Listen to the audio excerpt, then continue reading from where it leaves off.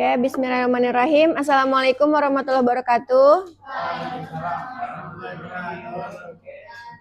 Okay, in the previous lesson, I already taught you to discuss about some point. Can you remember about those of the points? Coordinate geometry, midpoint, distance between 2 points, gradient, parallel, and perpendicular line. So today we start coordinate geometry, which is geometry in number, like that one. So everything we do today start from one idea is a point. The question is, what is point? Yes, it's similar word, isn't it? What I mean is what the meaning, the definitions of point. Yeah, the point. What is the point? In English, please. In English. This is point, isn't it? Yes. So what is point? It's like point, okay. It's okay, it's like point. Yes. It has position, but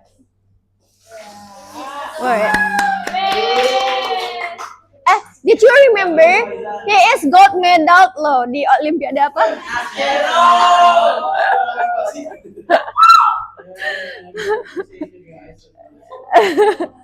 Ya nggak, Faizan kan gold medal di mathematics, so he knows point has position, but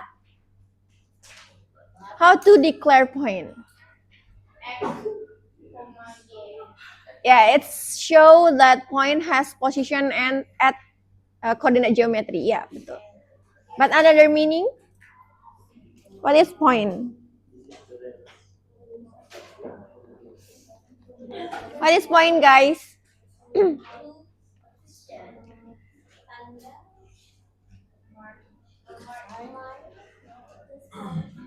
Yes? The smallest things in coordinate geometry, correct? It's talking about size, isn't it? Actually, point has position, but it has no size sebenarnya. Kalau kita bicara size in geometry, we have length, we have width, so we can try to find the area or the volume of that shape. Apakah itu 3D atau 2D, isn't it? But for point, a point show a position. It has no size, only locations. Where is the locations? Yes, in other part x, point y, isn't it? I want to make a point. Can you give me two number? 2, 6. Why you choose 2 and 6? I don't know. What the meaning of 2.6?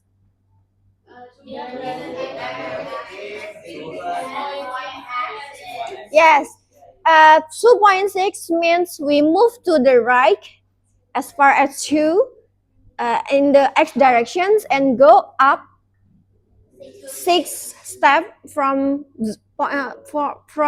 center point, isn't it, like 0.0. So actually you already know about point, but I hope you when you know something you can declare what you know, isn't it? Just not just in your mind, but also you can tell to other people that I know. Not only mention the similar word, but also the meaning of that content. So if you already know about point, how about I draw 1 point again in here? Yes, it's giving length. What is length?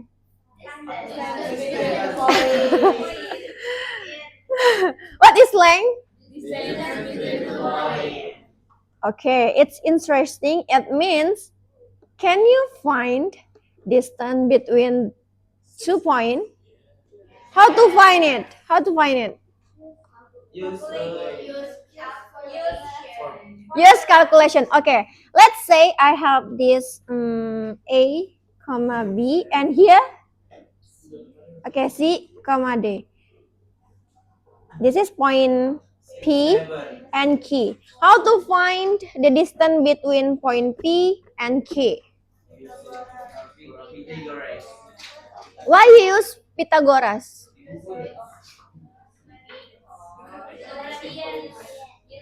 Why we not just try to find the length between here and here, from here until here? Lebih susah? Enggak kok, tinggal lihat aja. Misalnya di sini 5, di sini 7, berarti jaraknya 2. Is that correct?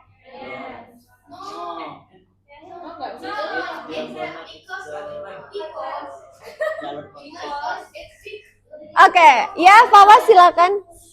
Let we hear Fawas opinion about this. Because diagonal is. Can you speak louder?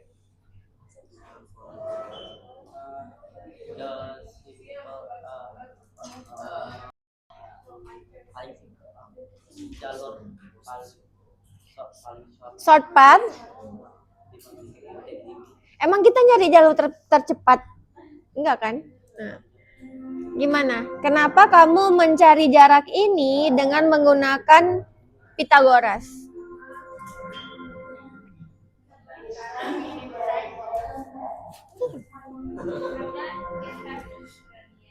Karena gradient is more long. Emang kita nyari yang longer and shorter?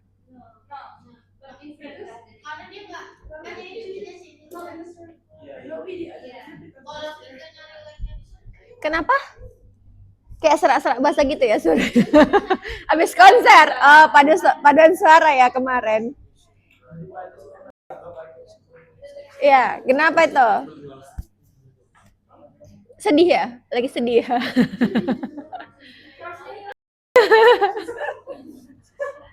Kenapa tuh? How to find the distance between this one? We have to use Pythagoras theorem to find the distance. The question is why we use Pythagoras theorem? Because that's the easiest way. Have another opinion?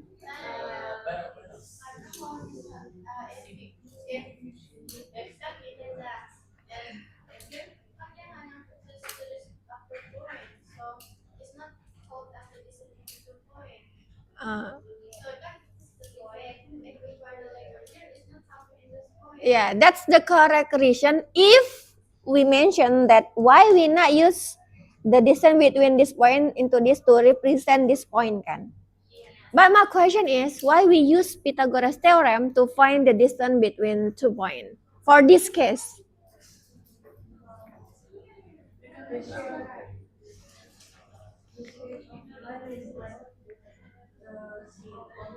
The hypotenuse. Karena mirip ya, seperti Pythagoras yang di sininya tuh mirip dengan sisi miringnya gitu ya. Oke, itu ide yang bagus. Jadi kenapa? Why we use Pythagoras theorem? Karena apa? Karena kita udah tahu tuh jarak dari sini ke sini dan jarak dari sini ke sini, ya nggak? Kamu tahu nggak? Dari mana taunya? Kalau misalnya nih, let's say I want to draw like this point, like maybe wait yeah, like this, from this to this, then this to this. Kira-kira Ustazah bisa tahu nggak jarak dari sini ke sini? Dari mana taunya? Dari poin ini. Jadi jarak dari sini ke sini tuh jaraknya berapa? Tetot. Ini kan sumbu apa? Ini sumbu apa? Sumbu X. Berarti apa? E minus C. Correct. Jadi ini itu adalah E minus C. Sementara jarak dari sini ke sini itu apa? D minus B.